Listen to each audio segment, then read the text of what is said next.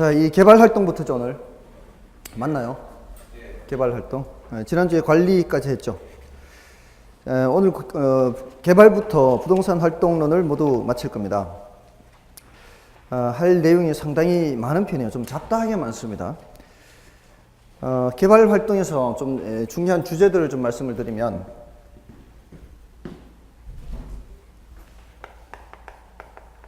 개발 활동은 한 2문제 정도 출제가 됩니다.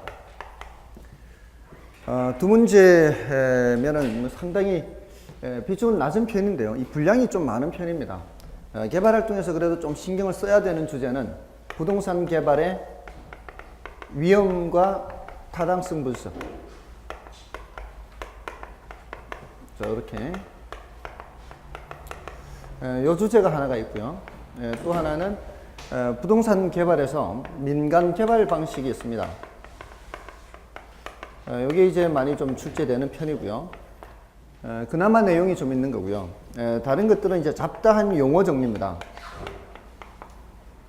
이런 정도입니다. 그래서 좀 잡다한 것들은 좀 버리고 갈 필요가 있습니다. 이제 부동산 개발에서 할 내용이고요. 다음에 이제 지대론 하는 게 있어요. 지대론, 직가론. 지대론 하면은 요거는 한 문제 가까이 출제가 됩니다. 여기는 이제 차액지대라는 게 있고요. 다음에 위치지대라는 게 있고요. 다음에 절대지대. 다음에 이제 나중에 뭐 입찰지대를 조금 더 추가하는 정도입니다. 이런 정도 공부를 할 거고요. 다음에 도시성장구조론 하고 있는 게 있어요. 도시성장구조론. 요거는 한 10분의 3 정도 됩니다. 3에서 10분의 4. 여기 이제 세 가지 동심원 이론 하고요. 다음에 선형 이론 하고요. 다핵심 이론 이렇게. 그래서 동선다 이렇게 얘기를 합니다. 이렇게 세 가지 정도고요. 나중에 이제 추가로 뭐 간단하게 한두 가지 정도인데 이 중요도 자체가 낮으니까 이거는 이 셋 정도입니다. 이렇게 이제 정리를 하시고요. 다음에 이제 입지론이 있어요. 입지론은 마케팅을 좀 해야 되죠. 마케팅하고 입지론하고 이게 뒤에 이제 마케팅이 뒤에 있긴 한데요. 마케팅에는 이제 시장 점유 마케팅 하고요. 그다음에 고객 점유 마케팅. 그다음에 관계 마케팅. 여기서는 지금 잡다한 부동산 활동론에서는 각 주제별로 보통 한 3가지 정도가 중요합니다. 도시성장 구조 이론에 이렇게 3가지, 여기 3가지, 여기 좀 3가지, 플러스 알파 하는 거고요. 여기서는 이제 좀 잡다한 내용이 다른 내용들이 있어요. 다음에 이제 입지론 하면은, 입지론에서는 이제 그 농업입지, 공업입지, 상업입지 이렇게 얘기할 수 있겠죠. 농업입지가 가장 중요도가 낮겠죠. 가장 중요한 거는 이 상업입지가 되겠죠. 이게 가장 중요합니다. 그 다음이 얘고요. 자, 이런 정도입니다. 그래서 지금 여기 개발론에서부터 이렇게 좀 잡다한 내용들이 많아서 한편으로 보면은 공부하기가 좀 어려운 부분일 수도 있습니다. 근데 사람들에 따라서 이 부분이 특히 그 외국 사람들 이름이 많아요. 외국 학자들 이름. 근데 그 외국 학자들 이름은 반드시 외워야 되는 게 아니고 습관적으로 그냥 붙이는 거예요. 그러니까 외국 학자들 이름 때문에 헷갈려 할 필요는 없어요. 그 꼭 짝을 지어야 되는 거 아니에요. 그러니까 습관적으로 기억이 나면 나는 대로, 안 나면 안 나는 대로 이렇게 스트레스 받지 마시고 하시면 되겠습니다. 이 중에서 여기 이제 한 문제고요. 여기 한 2문제 되는데 분량 대비 출제 빈도가 가장 높은 거를 꼽으라면 이겁니다. 요거는 딱 2페이지밖에 안 돼요. 공부를 해야 될 게. 2페이지에서 거의 8문제, 9문제 나왔습니다. 최근에. 해마다 거의 한 문제인데, 매년 한 문제는 아니지만, 해마다 거의 한 문제인데, 그게 2페이지에서 거의 나옵니다. 그래서 여기가 가장 투입 대비 산출 효과가 높은 파트라고 볼 수 있어요. 할 내용이 별로 없어요. 어쨌든 이제 요거 들어가서 설명을 드리면서 또 확인해 드리겠습니다. 자, 일단 482쪽의 부동산 개발인데요. 지난주 했던 것도 간단하게만 좀 복습을 하겠습니다. 지난주 했던 내용이 금융론에서부터죠. 금융론 중에서도 저당 유동화죠. 저당 유동화. 맞나요? 저당 유동화. 저당 유동화는 개념이 뭐였어요? 현금화죠. 저당 유동화. 요거는 현금화입니다. 개념은 현금화고. 뭘 현금화하는 거죠? 채권을 현금화하는 거죠. 누가 갖고 있는 채권이에요?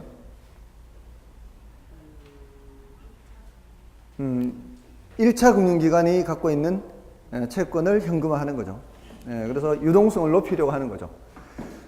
그리고 구조는요. 개념은 그렇고요.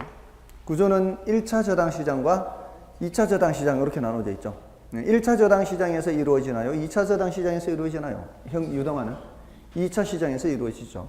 그리고 1차 금융기관은 1차 시장에서는 자금 공급자고 2차 저당 시장에서는 자금 수요자가 되는 거죠. 그게 이제 1차 금융기관이고요. 1차 금융기관은 반드시 유동화해야 되는 것은 아니죠. 자신의 현금이 부족할 때 유동화하면 되는 겁니다. 그다음에 그 효과, 유동화를 통해서 얻을 수 있는 효과는 주체별로 뭐라 그랬죠? 우리나라는 누구 때문에 도입됐다고요? 우리나라는 은행 때문에 1차 금융기관 때문에 도입이 됐죠. 1차 금융기관에 뭐를 높여줄 수 있어요? 유동성을 높여줄 수가 있는 거죠. 그리고 그 과정에서 차입자들은 어떤 혜택을 볼 수 있고요? 차입자들 돈 빌리기가 쉽잖아요. 돈 빌리기가 쉬워지니까 자기 집을 마련하기가 좀 더 쉬워지겠죠. 자가주택 소유 기회가 증가한다. 이렇게 하고요. 또 투자자 입장에서는 주체별로 뭐라고 말씀을 드렸죠. 투자자 입장에서는 과거에는 없던 새로운 형태의 증권에 투자를 할 수가 있어요. 그래서 새로운 형태의 증권에 투자한다. 포트폴리오 구성이 용이해진다. 이렇게 했죠. 그래서 비체계적 위험을 더 많이 줄일 수 있다. 이런 내용들을 했습니다. 그게 이제 주체별로 보는 거고요. 효과는 그림 그렸잖아요. 그림 그렸을 때 그 주체별로 생각하면 되는 거예요. 그리고 국가 정책적 입장에서도 얘기할 수 있어요. 그 한국주택금융공사를 통해서 국가 정책적 입장에서도 얘기할 수 있지만 그거는 나중에 더 추가를 하면 되는 거고요. 그다음에 저당 유동화를 통해 발행하는 증권, MBS 했죠. 저당 유동화 증권. 이건 주택저당 증권 이렇게도 얘기를 할 수가 있고요. 저당 담보 증권 이렇게 얘기를 할 수도 있죠. 이게 이제 여러 가지 종류가 있었죠. MBB, MPTS, MPTB, CMO 여러 가지가 있었는데 MBB 한 개만이라도 확실하게 해두시라 그랬죠. 역시나 지금 점점 늦게 등장들 하고 계십니다. 자, MBB, 요 B로 끝나면 뭐고요? 채권으로 번역한다 그랬죠. S로 끝나면은 증권으로 번역이 된다. 이렇게 말씀을 드렸죠. 그래서 이건 저당 담보 채권 이렇게 번역하고 MPTS 이렇게 하면은 이체라고 했죠. PT가 패스 스루 이체. 이체 증권 이렇게 얘기한다 그랬죠. 맞나요? 그래서 얼마나 기억하실런지 모르겠는데 이 2차 금융기관이 발행자죠. 이 발행자가 채권 집합을 보유하면서 이걸 담보로 제공하고 돈을 빌리는 구조는 뭐예요? 이걸 얘네들한테 담보로 제공하고 돈을 빌리는 구조는 MBB예요, MPTS예요? 그거는 MBB였죠. 채권이잖아요, 채권. 돈을 빌리고 빌려주고 하는 거는 채권 채무 관계잖아요. 그건 MBB고 여기 채권 집합을 모두 투자자들한테 팔아버리는 방식은 그때는 MPTS, 모든 권리와 위험이 투자자에게 다 넘어갑니다. 상당히 많이 질문했습니다. 기출문제에서. 굉장히 많이 질문했어요. 여러 번 질문했습니다. 확인시켜 드릴까요? 여러분들 교재 410쪽부터 보십시오. 410쪽부터. 410쪽부터 나와 있는데 411쪽에 4번 문제 3번 지문 보세요. 411쪽에 3번 지문 보시면 MPTS란 지분형 주택저당 증권으로 관련 위험이 투자자에게 이전된다. 맞을까요? 틀릴까요? 예? 맞죠? MPTS, PT, 패스스로 넘어간다 이 말입니다. 그죠? 다음에 그 1번 지문 보세요. MBB의 투자자는 최초의 주택저당 채권 집합물에 대한 소유권을 갖지 않는다. MBB의 경우 이 말이에요. MBB의 경우 투자자 MBB 산 사람들이죠. 증권 산 사람들이요. 그 주택저당채급 집합물에 대한 소유권을 가져요, 안 가져요? 안 가지지 않아요. MBB는 얘네들이 소유권을 갖는 거지 얘가 소유권을 갖는 게 아니잖아요. 그것만으로도 벌써 아는 지문들이 여러 개가 생깁니다. 다음에 5번 가보세요. 5번 MPTS는 하면서 지분형 증권의 수익은 기초자산인 주택저당채권 집합물의 현금 흐름에 의존한다. MPTS 패스 돼요, 안 돼요? MPTS니까 패스 스루 되잖아요. 그럼 그 현금 흐름에 의존해야 되겠죠. 맞나요? 맞는 말이에요. 맞는 말. 그 현금 흐름이 쭉쭉 넘어오는 것에 의존한단 말이에요. 다음에 그 MBB 또 나오고 있죠. MBB의 투자자는 최초의 주택저당채권 집합물에 대한 소유권을 갖는다. 여기는 이거는 틀렸죠. 갖지 않잖아요. 그죠? 투자자는 소유권을 갖지 않아요. MPTS잖아요. 그죠? 지금 이것만 해도 벌써 해결할 수 있는 게 많아요. 다음에 6번 보세요. 6번의 2번 지문 보세요. 주택저당담보부채권 MBB는 조기 상환의 위험 부담을 투자자에게 전가합니까? MBB는 저 권리를 갖고 있는 만큼 위험도 갖고 있어야 되는 거예요. MPTS 패스스루라고 하는 게 권리도 다 넘어가고 뭐도 같이 넘어가야 돼요. 위험도 같이 넘어가는 거란 말이에요. 뭔 뜻인지 아시겠죠? 패스스루 이것만 알아도 벌써 해결할 수 있는 지문이 이렇게 많지 않습니까? 다 한 것도 아니에요. 지난주에 MPTV와 다 한 것도 아니에요. 이거 CMO 다 한 것도 아닙니다. 요거 그냥 딸랑한 게 요거 간단하게 이렇게만 비교하는 것만 해도 해결할 수 있는 게 상당히 많다 이 말입니다. 그죠? 지금 이것뿐만이 아니죠. 지금 넘어가면 또 있어요. 또 있습니다. 자, 이렇게 우리가 어떤 거를 공부할 때 4가지 너무 5가지 너무 많다 이러면은 어느 한두 가지만 확실하게 알아도 그 중에는 지금 방금 읽은 것 중에 그 중에 정답도 있었죠. 그것이 바로 하나 딱 정답이 되는 게 있어요. 다른 건 몰라도. 그리고 정답이 아닌 경우도 있었죠, 물론. 정답이 아닌 경우는 그거 빼고 다른 것 중에 찍어도 되지 않습니까? 그럼 적중률이 높아진다 이 말이에요. 그러니까 이렇게만 해도 상당하다 이 말입니다. 자, 됐고요. 다음에 자금 조달 방법에 리츠 했죠. 리츠 하면 뭐가 생각나야 돼요? 부동산 투자 회사. 리츠는 부동산에 투자하는 회사다. 우리가 리츠 하나 만든다 그랬죠. 우리가 리츠 하나 만들어서 어디에 투자한다고요? 부동산에 투자한다고. 근데 주로 우리나라 뭐 때문에 도입되었다고요? 어떤 부동산? 구조조정하는 회사 부동산. 그거 사주는 목적. 그래서 구조조정 리츠가 우리나라는 도입된 이유였습니다. 근데 지금은 이제 다른 형태도 많이 만들어진 거고요. 이거는 지분금융, 부채금융 2가지 방식 중에 무슨 금융? 지분금융 방식이죠. 그다음에 PF 방식. PF는 지분금융은 아니죠. 이건 대출이죠, 대출. 대출은 대출인데 무담보대출, 무신용대출. 오로지 사업의 뭘 보고? 사업의 수익성을 보고 대출해 주는 거라 그랬죠. 맞나요? 그래서 이건 지분금융은 아니고요. 그렇다고 해서 부채금융, 100% 부채금융은 아니죠. 왜냐하면 사업이 도산되더라도 사업주에게 그걸 청구할 수 있어요, 없어요? 청구할 수 없는 비소구 금융이 원칙이죠. 이론적인 모습은 비소구 금융이에요. 근데 제한적 소구가 많다 그랬죠. 금융기관이 손해보지 않으려고. 그 다음에 신디케이션도 했고요. 이거 투자자 모집 방식이라고 그랬죠. 그 다음에 조인트 벤처 이런 게 있을 수 있습니다. 잡다한 내용들을 했습니다. 자, 이런 내용들 했고요. 여기 이제 부동산 금융에서 자금 조달 방법을 했고요. 기타 한국주택금융공사의 업무에 대해서도 간단하게 말씀드렸죠. 한국주택금융공사의 업무, 저당 유동화 업무도 있고 또 신용보증 업무도 있죠. 채권을 보유하기도 하고요. 저당 채권 집합을 보유하기도 하고요. 이걸 보유하기도 하고 또 신용보증 업무도 있고 모기지론도 공급하고 이런 게 있죠. 간단하게 말씀드렸고 이건 나중에 해야 되는 겁니다. 그리고 주택담보 노후연금 보증 이런 게 있었죠. 주택담보 노후연금 보증. 자, 이런 여러 가지 업무들이 있었습니다. 이런 자세한 내용들은 나중에 한다고 말씀을 드렸고요. 다음에 부동산 활동론으로 넘어와서 부동산 이용 활동해서 잡다한 용어들을 했었습니다. 집약도라는 용어, 그다음에 집약 직접, 조방적 이런 표현들, 집약한계, 조방한계, 입지, 잉여다 또는 한계 입지다, 또는 침입과 계승이다, 직주분리, 직주접근이다, 또는 뭐 한계지라는 개념이다, 스프롤 현상이다, 그죠? 굉장히 다양한 용어들을 공부했죠. 그 용어 정리 나눠드렸었죠. 그래서 그걸로 좀 봐주시면 되는 거고요. 다음에 부동산 관리했죠. 부동산 관리에서도 세 가지 주제가 위주로 출제됩니다. 그 부동산 관리에서도 여러분들 교재에서 보시면은 여러분들 교재에서 부동산 관리는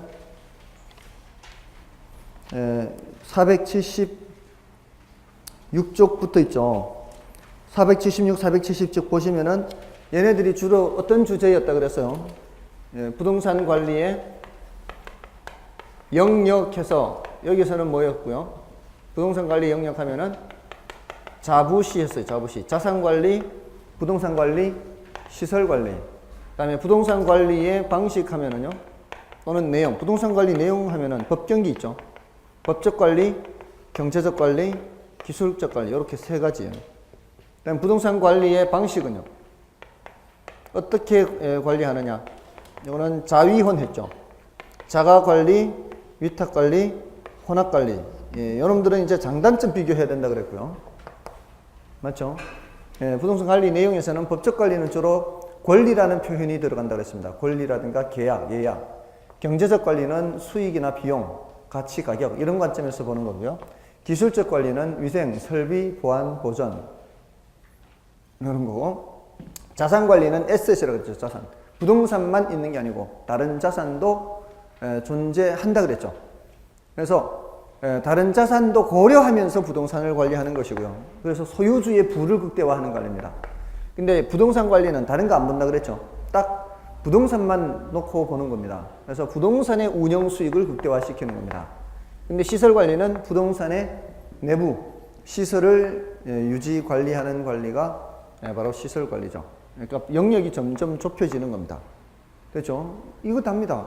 여기에 대해서 거의 출제가 돼요. 부동산 관리에서는. 이거 말고 뭐 임차인 선정 기준이라든가 임대료 산정 방법 이런 것들은 추가적으로 좀 플러스 알파로 보는 것이지 거의 여기서 출제되는 겁니다. 오늘은 이제 부동산 개발 요걸 이제 들어갑니다. 자, 아까 이제 개발에 대해서 자주 출제되는 거는 이제 부동산 개발의 위험과 타당성 분석 이런 것인데, 개발이 뭔지는 좀 알아야 될 거 아니에요. 우리가 이제 어떤 용어를 보면은 이게 머릿속에 뭐 하는 거지 이렇게 어느 정도는 또 올라야 돼요. 그러니까 부동산 관리라고 하면은 취득해서 처분할 때까지 하는 모든 행위가 부동산 관리 행위입니다. 그럼 부동산 관리한다 그럼 뭐가 뭔지 머릿속 어느 정도는 떠올라야 될 거고, 부동산 개발한다 그러면은 어떻게 하는 게 개발하는 거다 머릿속에 떠올라야 될 거 아니에요.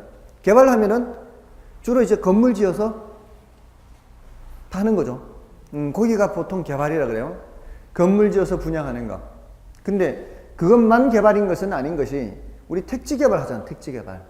택지 개발이란 말도 쓰잖아요. 그러니까 그때는 택지를 조성하는 거예요. 그러니까 개발에는 택지 조성이 들어가고 또 뭐도 들어가요? 건물 짓는 것도 들어가는 거죠. 이 두 개를 모두 합쳐서 이제 개발이다 이렇게 얘기할 수 있는 거예요.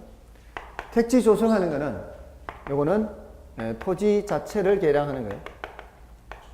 첫 시간은 한 25분만 하면 딱 좋죠. 20분, 15분, 20분 되니까 벌써 눈이 감기기 시작해요. 1교시는 법적으로 정해놓으면 좋겠어. 저도 더 이상 하지 못하게. 딱 20분에서 25분. 법으로 정해놔고 해요. 토지 자체를 개량하는 게 조성이고, 공간 창조, 이거는 건축은 공간 창조. 이런 것들을 모두 포함해서 개발이라 하는데, 어렵게 생각하지 말고요. 여러분들이 빌라 하나 지어서 팔겠다 이렇게 생각하십시오.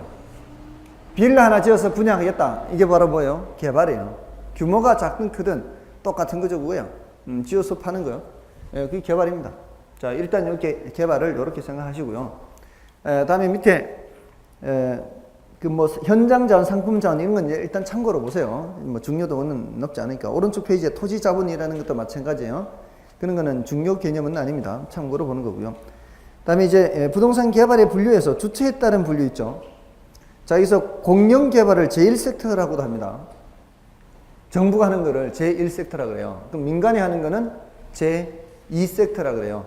민간과 정부가 합동으로 개발하는 거를 제3섹터 이렇게 나눕니다. 그래서 제1섹터, 2섹터, 3섹터. 일단 이 주체에 따른 분류는 그렇습니다. 자, 공영 개발은 누가 하는 거라고요? 정부가 하는 거라고요. 정부가 왜 할까요? 정부가 공영 개발하는 거 왜 할까요? 공영 개발.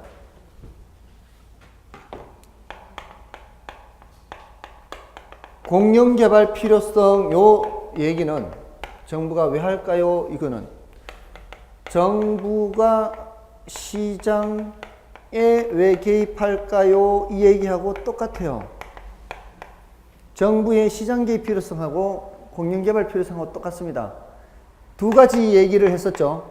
하나는 효율성 측면과 하나는 형평성 측면, 이 두 가지 측면에서 개입하는 겁니다. 크게 나누면 그래요. 딱 두 가지예요. 크게 나누면.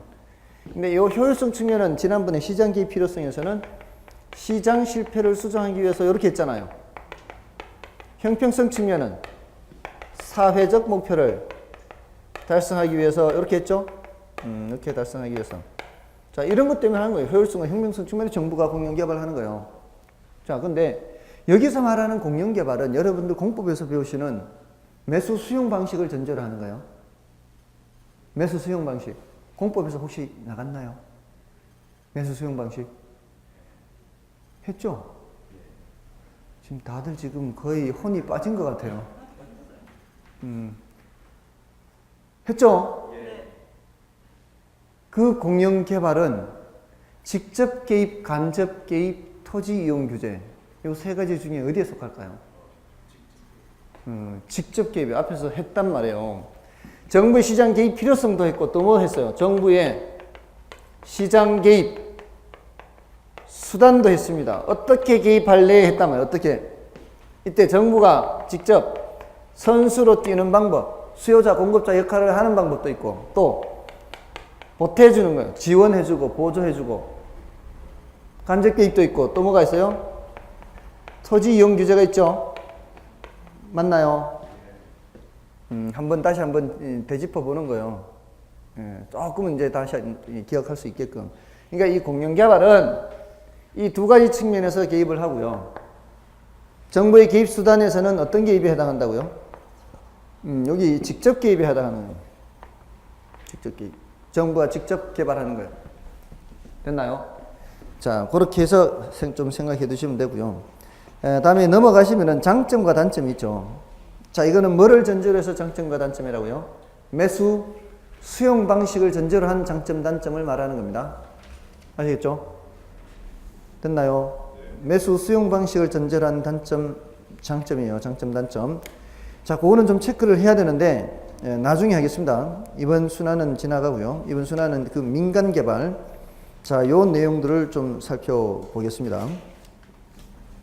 자, 이 민간 개발 방식 아까 요거 좀 체크를 해야 된다 그랬죠.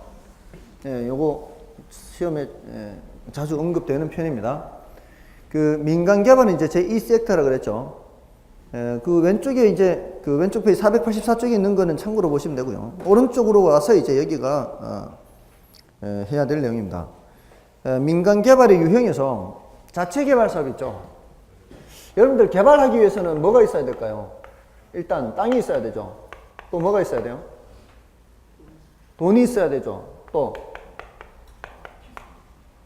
그렇죠. 머리가 있어야 돼요. 노하우.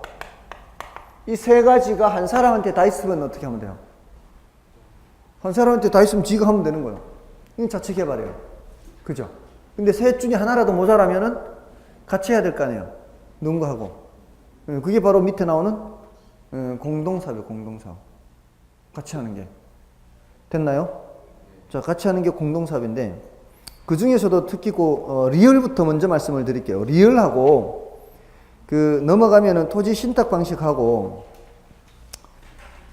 자, 이게 두 개가 좀 비교할 내용이에요. 사업 수탁 또는 사업 위탁이라고 할 수 있어요. 맡기는 쪽은 위탁이 되고 맡는 쪽은 수탁이 되겠죠. 맞나요? 맡기는 쪽은 위탁, 맡는 쪽은 수탁이 되는 겁니다. 이 사업 위탁 방식은 토지 소유자가 돈도 되고 땅도 돼요. 토지도 되고 자금도 됩니다. 그러면 개발업자는 뭐만 되는 거예요? 노하우만 되는 거예요. 노하우만. 거기에 따른 수수료만 가죠. 얘는.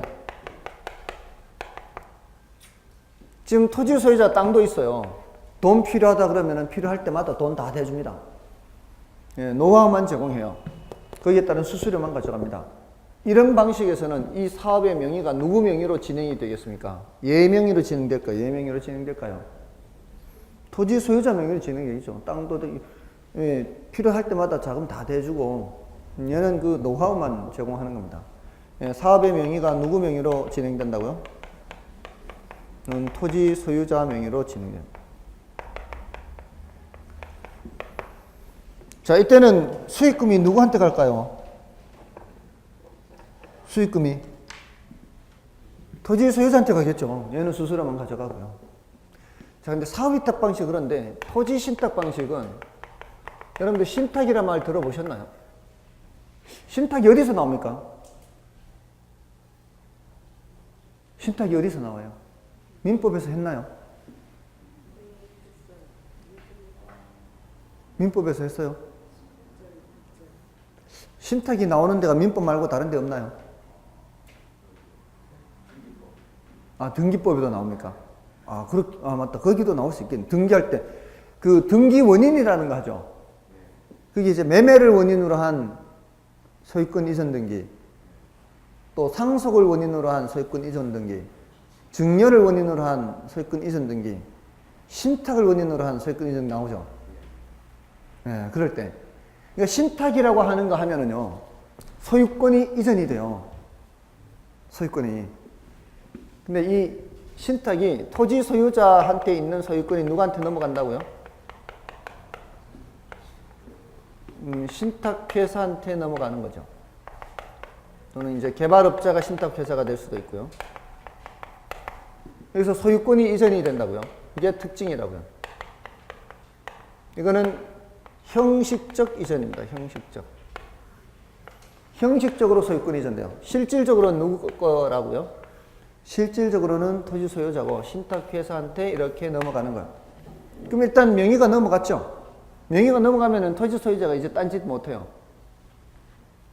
딴 사람한테 이중 매매를 하거나 뭐 이렇게 매매를 하거나 넘길 수가 없잖아요. 소유권이 넘어가 버렸으니까.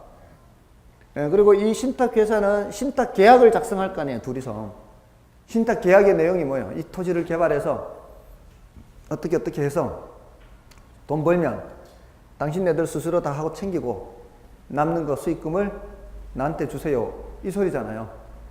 그래서 일단 넘어오면은 얘네들이 자금과 노하우를 첨가해서 개발을 하는 거예요. 자, 그러면 소유권도 넘어왔죠.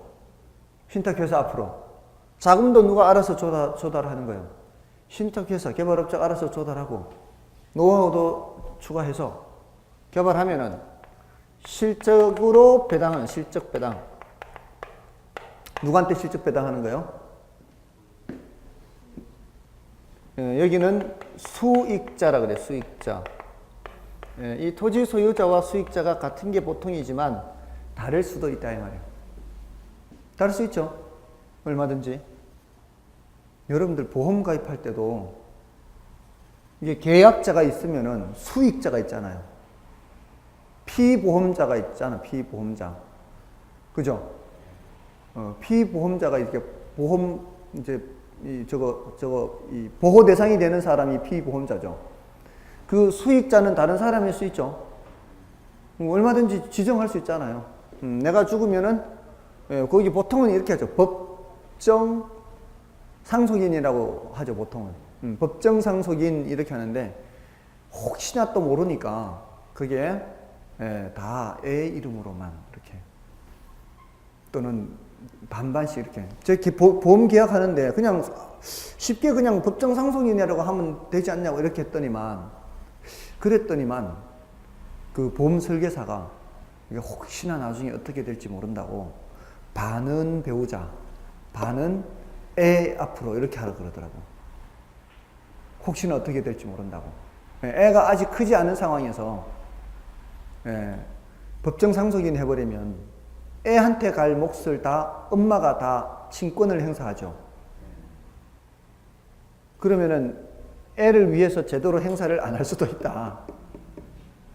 애 거를 다 챙겨가지고 가버릴 수 있잖아요. 그러니까 명시적으로 그렇게 이렇게. 그게 그래봤자 그래봐야 애 걸 다 관리할 거 아니에요. 그죠? 하여튼 그렇게 하라 해서 그렇게 했는데 모르겠어요. 어떻게 왜 그렇게 하라 그랬는지. 자, 어쨌든 반드시 같은 거는 아니에요. 토지 소유자와 수익자가 얼마든지 다를 수는 있는데 보통은 같습니다. 지금 이 토지 신탁 방식은 여러 가지 방식 중에서 토지 소유자 입장에서 가장 속 편한 방식이에요. 토지 소유자 입장에서 가장 속 편한 방식이 토지 신탁 방식이에요. 왜요? 이 사람은 토지만 넘겨놓으면 나머지는 다 알아서 누가 하는 거예요. 이쪽에서 하는 거예요. 아시겠어요? 근데 얘는 상당히 신경 써야 되죠. 이 토지하고 자금 다 대줘가면서 그 사업 단계별로 자금을 다 조달해야 돼요. 여기 이제 사업의 명의는 얘가 누구 명의로 진행되고요? 신탁회사 명의로 진행된다. 여기 이제 두 개를 좀 더 비교를 할 필요가 있고요. 다시 이제 앞으로 가시면은 485쪽에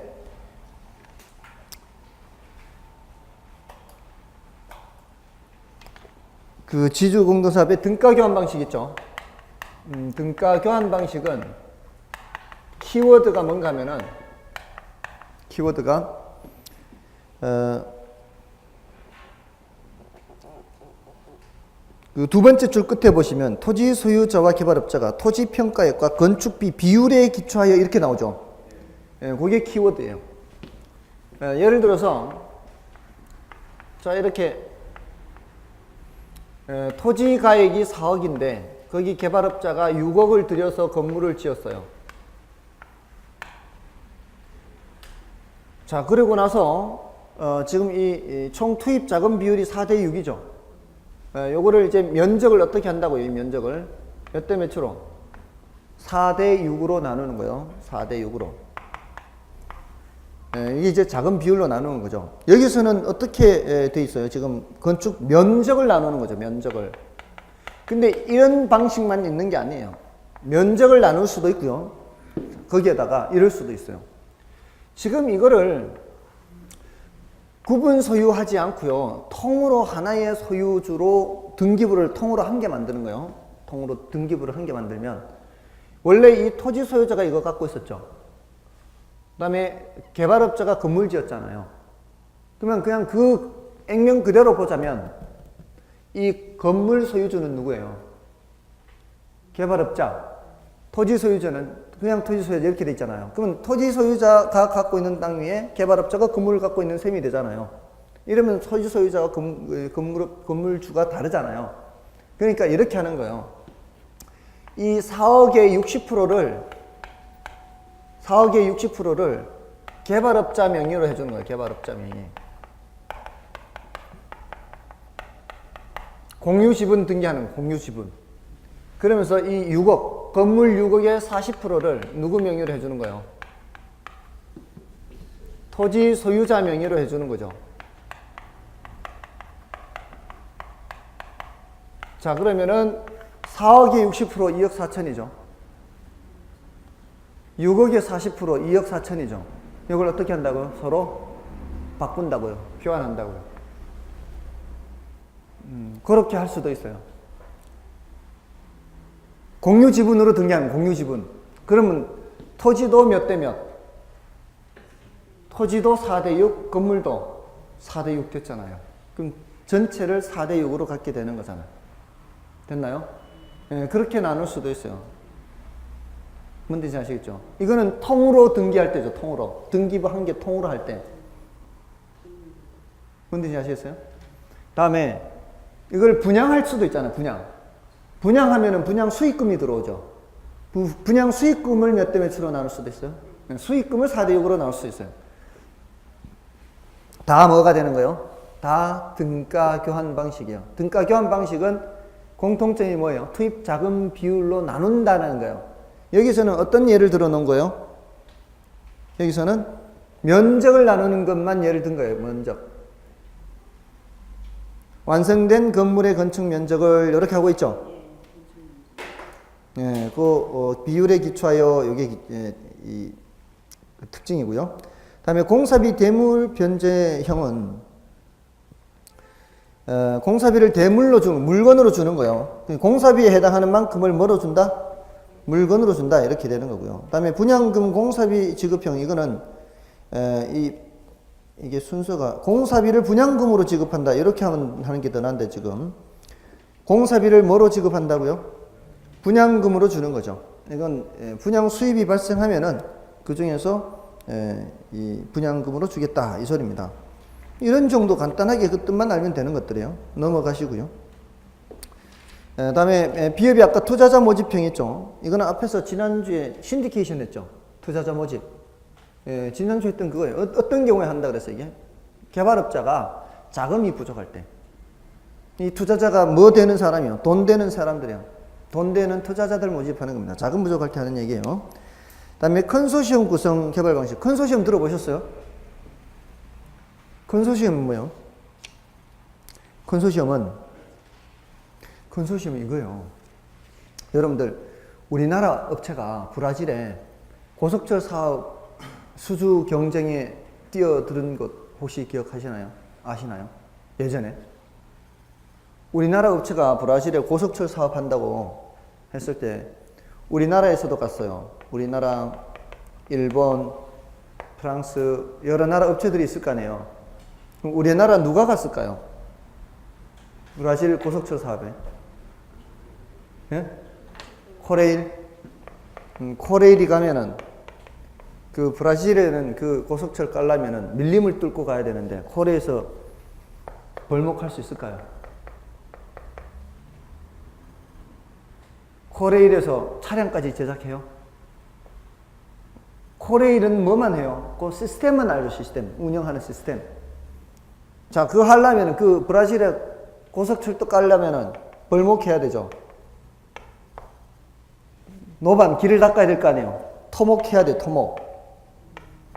레일 깔아야 될 거 아니에요, 레일. 그 다음에 전기 공급해야 될 거 아니에요. 전력. 차량 제작해야 될 거 아니에요, 차량. 고속철 차량 제작. 예? 이거 하나의 회사가 다 할 수 있습니까, 이거? 한 회사가 다 못하죠? 그럼 벌목하는 회사, 토목하는 회사, 전력, 차량, 역사 만들면 건축회사, 뭐 이런 여러 회사들이 어떻게 해야 돼요? 같이 힘을 합해야 되겠죠? 그래서 합해서 하나의 회사를 만드는 거예요, 합해서. 합해서 하나의 회사를 만들었을 때 그거를 컨소시엄이라고 해요, 컨소시엄. 그럼 우리 보세요. 우리 아파트 지을 때는 어떻게 컨소시엄을 구성하는가 하면 설계 잘하는 회사 있어요.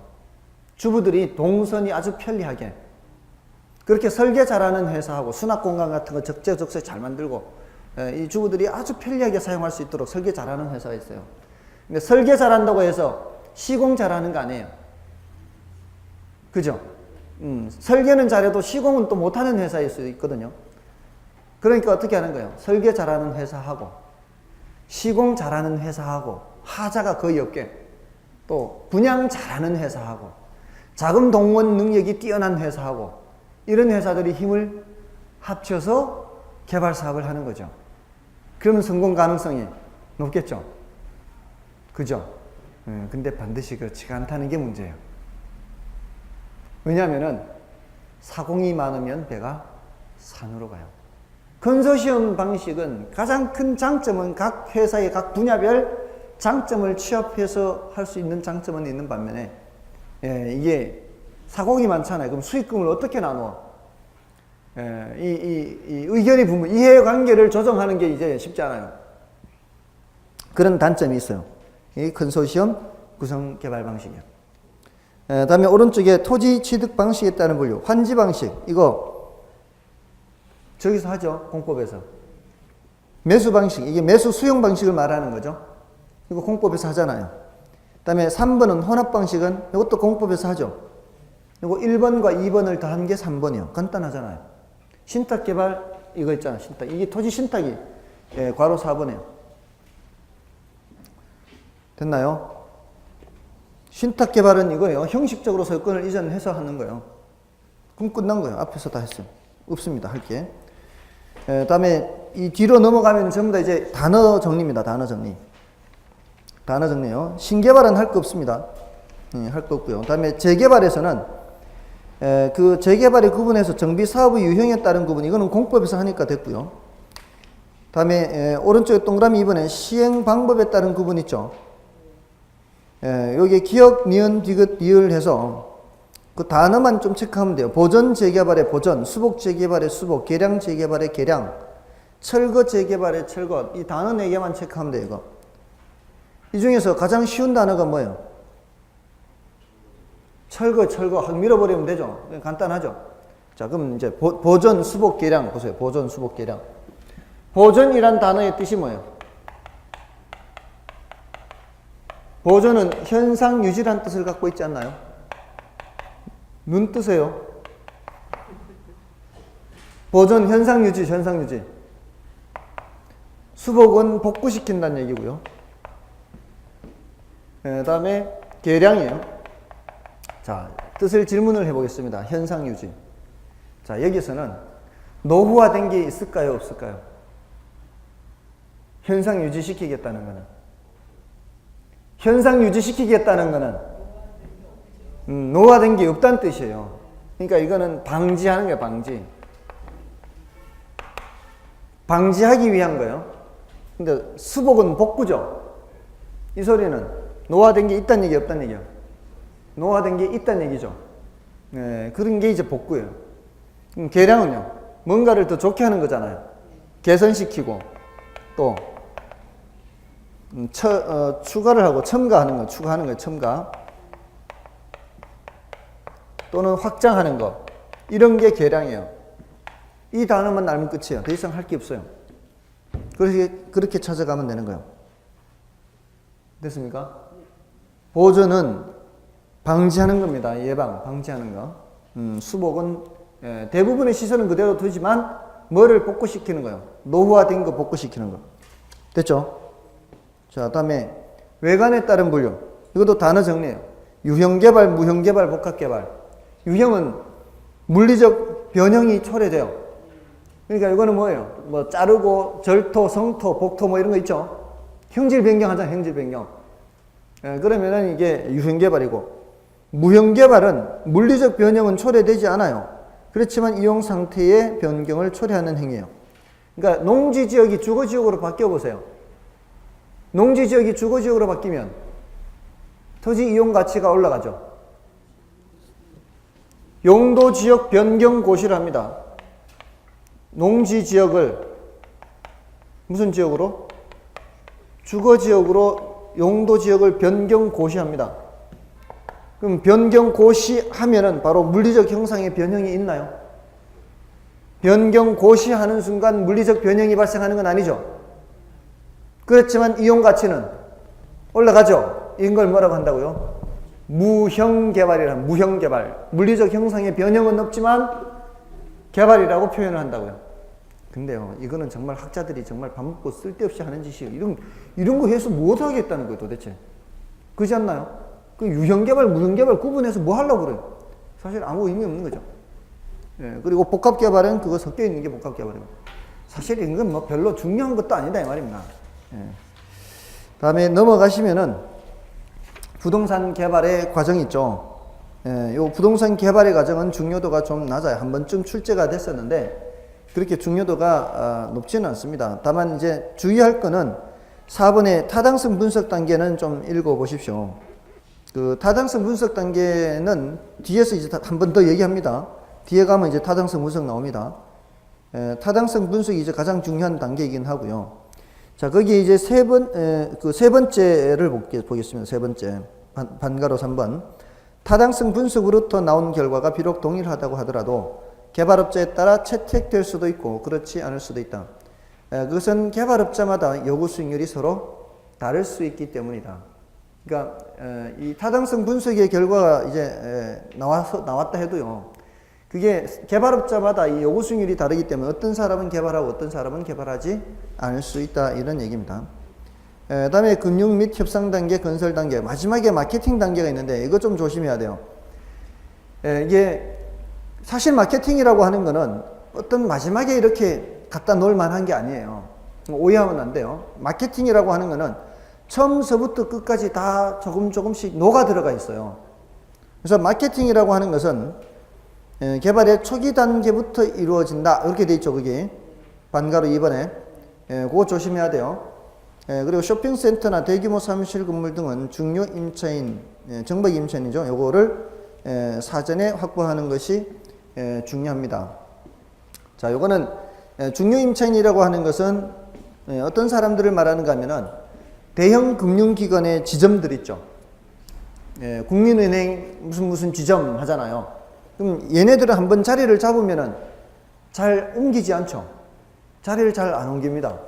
그래서 이런 임차인들을 정박 임차인 이렇게 정박하는 건 이제 배가 정박하면은 한 곳에 오래 머물러 있는 것처럼 그러면은 이제 내가 어떤 건물을 짓고 있는데 거기에 무슨 은행 무슨 지점이 들어올 것이 확정이 됐어요.